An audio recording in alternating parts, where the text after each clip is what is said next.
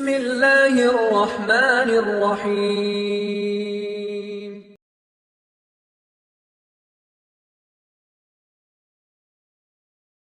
அல்லாஹ்வுடைய தூதர் சொல்கிறார்கள், அல்லாஹ் இறக்கிறான் இந்த சூராவை, இன்னா அத்தைனாக்கல் கௌசர் ஃபஸல்லி லிரப்பிக வன்ஹர் இன்ன ஷானியக ஹுவல் அப்தர். அவ்வளவுதான். இதை ஓதியவுடன் அல்லாஹ்வுடைய தூதர் சிரிக்க ஆரம்பிக்கிறார்கள். அவர்களுடைய கவலை எல்லாம் நீங்கி விடுகிறது. அவர்களுடைய முகம் சந்திரனை போன்று பிரகாசமாகி விடுகிறது. அனஸ் இப்னு மாலிக் சொல்கிறார்கள், மூன்று வரிதான் தன்னுடைய ரப்பு தனக்கு சொல்லக்கூடியது. அல்லாஹ் ரசூலுக்காக மட்டுமே இறக்கிய சூரா. யாரை பத்தியும் இங்க பேசல, யாரை பத்தியும் இங்க பேசல. நபியே, இது உங்களுடைய சூரா, உங்களுக்காகவே இறக்கப்பட்ட சூரா. இன்னா அத்தைனா கல் கௌசர். இன்னா என்ற அரபி மொழியில் என்ன அர்த்தம்? நிச்சயமாக நாம், உறுதியாக நாம். இன்னா, இன்னி, அன, இந்த மூன்றும் ஒரே அர்த்தம் தான். அல்லாஹ் ரப்புல் ஆலமீன் இன்னி என்ற வார்த்தையை பயன்படுத்துவான் அவனை பற்றி அவன் சொல்லும் பொழுது. இன்னனி அனல்லாஹ், நான் அல்லாஹ், நிச்சயமாக நான் தான் அல்லாஹ். லா இலாஹ இல்லா அன, என்னை தவிர வணங்க தகுதியானவன் யாரும் இல்லை என்று இன்னி அன என்ற வார்த்தையை அல்லாஹ் அவனோடு சேர்த்து பயன்படுத்துவான், அவனை பற்றி சொல்லுவதற்கு பயன்படுத்துவான். ஆனால் இன்னா என்றால் அவனுடைய படைப்புகளை பற்றி அல்லாஹ் சொல்லும் பொழுது, அவனுடைய செயல்களை பற்றி அல்லாஹ் சொல்லும் பொழுது இன்னா என்ற வார்த்தையை அல்லாஹ் பயன்படுத்துவான். இன்னா நஹ்னு நஸ்ஸல்னா ذிக்ர் வ இன்னா லஹு லஹாஃபிதூன். நாம் தான் இந்த குர்ஆனை இறக்கினோம், நாம் தான் இதை பாதுகாப்போம். இன்னா அன்ஸல்னாஹு ஃபீ லைலத்தில் கத்ர், இதை நாம் லைலத்துல் கத்ருடைய இரவில் இறக்கினோம். இப்படி குர்ஆனிலே அல்லாஹ் அவனுடைய செயல்களை பற்றி சொல்லுவதற்கு இன்னா என்ற வார்த்தையை அல்லாஹ் பயன்படுத்துவான். இன்னா நூனுல் அஸமா, அல்லாஹ் இங்கே பயன்படுத்தக்கூடிய இந்த நூன் நாம் என்றால் யாரை அல்லாஹ் சொல்கிறான்? அவன் ஒருவன் தானே. யாரை அல்லாஹ் சொல்கிறான்? அவனைத்தான் அல்லாஹ் சொல்கிறான். ஆனால் நாம் என்ற வார்த்தையை அல்லாஹ் பயன்படுத்துவது இதற்காக, மகத்துவத்திற்காக. நாம் என்ற ஒரு மகத்துவத்தை அல்லாஹ் வெளிப்படுத்துவதற்காக அல்லாஹ் இன்னா என்ற வார்த்தையை அல்லாஹ் இங்கே பயன்படுத்துகிறான். இன்னா அஅத்தைனா கல் கௌசர். அஅத்தைனாக, ஆதா என்றாலும் அஅதா என்றாலும் ஒரே அர்த்தம் தான். ஆதா அலிஃப் தா, ஆதா என்றாலும் அஅதா என்றாலும் அரபியில் ஒரே அர்த்தம் தான். அது தா, இது தா. ஆதா அஅதா. ஆனால் அல்லாஹ் ரப்புல் ஆலமீன் இங்கே பயன்படுத்தக்கூடிய அஅதா கொஞ்சம் வித்தியாசமானது. ஆதா என்றால் பொதுவாக அல்லாஹ் கொடுக்கக்கூடியது. வ ஆதாக்கும் மின் குல்லி மா சஅல்துமூ, நீங்கள் கேட்டதை எல்லாம் அல்லாஹ் ரப்புல் ஆலமீன் கொடுத்திருக்கிறான். வ ஆதாக்கும், அல்லாஹ் பொதுவாக எல்லா அருட்கொடைகளையும் சொல்லுவதற்கு ஆதாக்கும் என்று சொல்லுவான். ஒரு விசேஷமாக ஒன்றை அல்லாஹ் உங்களுக்கு கொடுப்பதற்கு அஅதா என்று அல்லாஹ் சொல்லுவான். அஅதைனாக, நபியே நாம் உமக்கு கொடுத்திருக்கிறோம். கொடுத்தவன் யார்? எல்லாவற்றையும் அல்லாஹ் தான். எம்மிடத்தில் இருக்கக்கூடிய எதுவும் எமக்கு சொந்தமானது கிடையாது, எல்லாம் அல்லாஹ்வுக்குரியது தான். எமக்கு அல்லாஹ் ஒரு குழந்தையை கொடுத்தாலும் அது யாருடையது தான்? அல்லாஹ்வுடையது தான். அல்லாஹ் எமக்கு பெற்றோர்களை கொடுத்திருந்தாலும் அதுவும் யார் கொடுத்தது தான்? அல்லாஹ் கொடுத்தது தான். அவன் நாடவில்லை என்றால் கொடுத்திருக்க மாட்டான். அப்படியே இல்லை, இயற்கையாக அமைந்தது இல்லையே. இயற்கையாக அமைந்தால் எல்லோருக்கும் அமையும். அல்லாஹ் ஒருவருக்கு கொடுத்து ஒருவருக்கு கொடுக்கவில்லை என்றால் அது அல்லாஹ்வுடைய நாட்டம். உங்களுடைய நிஅமத்தில் எதை நீங்கள் கணக்கிட்டாலும் அது வமா பிக்கும் மின் நிஅமத்தின் ஃபமின் அல்லாஹ், அது அல்லாஹ்விடமிருந்து வந்தது தான். அஅதைனாக, அல்லாஹ் உங்களுக்கு விசேஷமாக ஒன்றை கொடுத்திருக்கிறான். அது என்ன? அல் கௌசர். அல் கௌசர் என்றால் கசுர், கசீர், எல்லாருக்கும் தெரியும் என்ன அர்த்தம்? கசீர், அதிகமானது. இன்னா அத்தைனாக அல் கசீர், அதிகமானவற்றை உங்களுக்கு நாங்கள் கொடுத்திருக்கிறோம். மொழி ரீதியான மொழிபெயர்ப்பு இதுதான். இன்னா அத்தைனாக அல் கௌசர், அதிகமானவற்றை. அந்த அல் கசீர் என்றாலும் அதிகம்தான், அல் கௌசர் என்றாலும் அதிகம்தான்.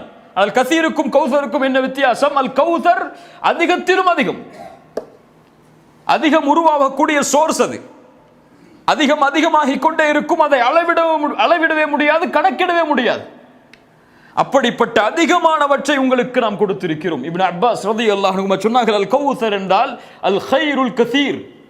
மொழி ரீதியான அர்த்தம் அதிகமான நலவுகள். அல்லாஹ் என்ன ரசூலுக்கு அதிகமான நலவுகளை கொடுத்தான்? நபியே, உங்களுக்கு இந்த தீனை கொடுத்திருக்கிறோம். எத்துணை நபிமார்கள் சுமந்து வந்த தீன் அது, இப்ராஹிமின் தீன் அது. அல்லாஹ்வுடைய தூதருடைய பணியின் நோக்கம் என்ன? நபியை நீங்கள் அனுப்பப்பட்டத நோக்கம் என்ன? இப்ராஹிமுடைய தீனை முழுமைப்படுத்துவது.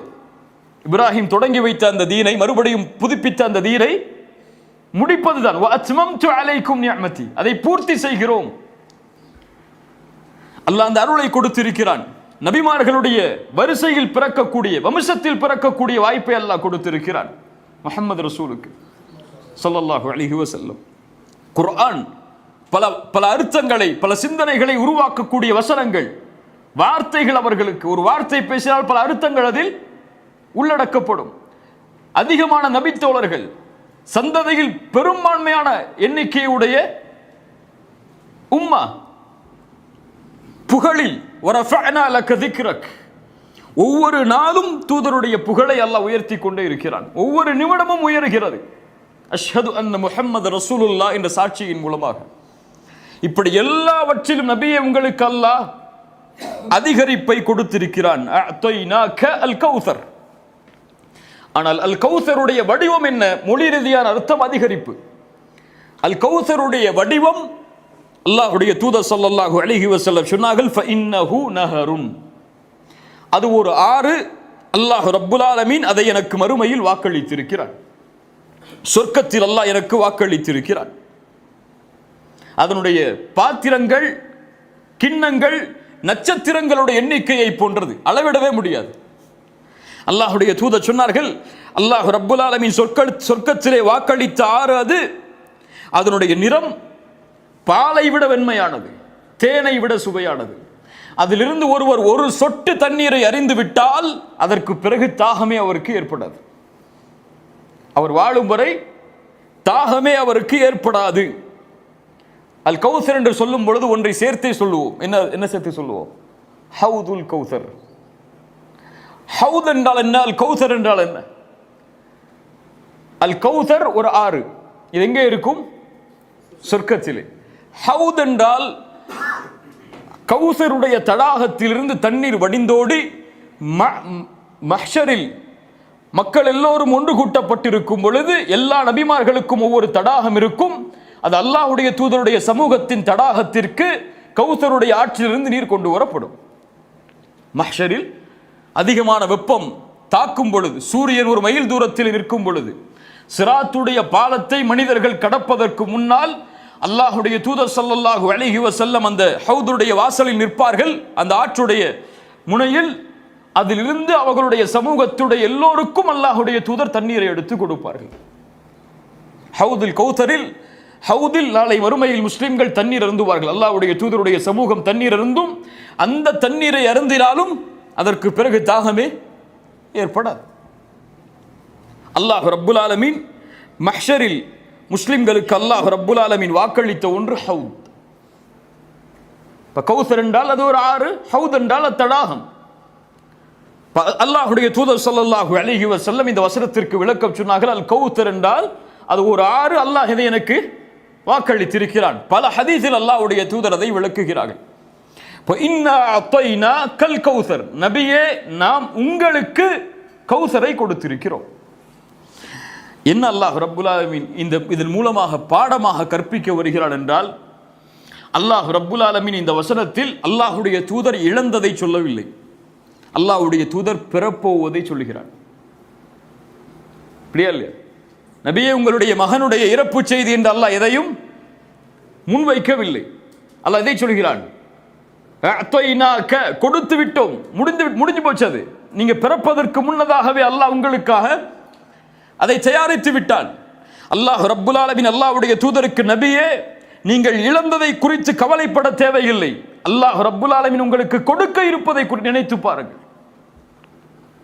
அல்லாஹ் உங்களுக்கு கொடுக்க இருப்பதை நினைத்து பாருங்கள். நீங்கள் கவலையில் வாடிவிடக் கூடாது. உங்களுக்கு இருக்கக்கூடிய பொறுப்பு மேன்மையானது. ஒரு சிறிய பாலைவனத்தில் ஒரு குறைஷி குடும்பத்தில் எதிர்ப்புகளோடு வாழ்ந்து கொண்டிருக்கக்கூடிய நீங்கள் செய்ய வேண்டிய காரியம், இந்த உலகமே உங்களை திரும்பி பார்க்க வேண்டும்.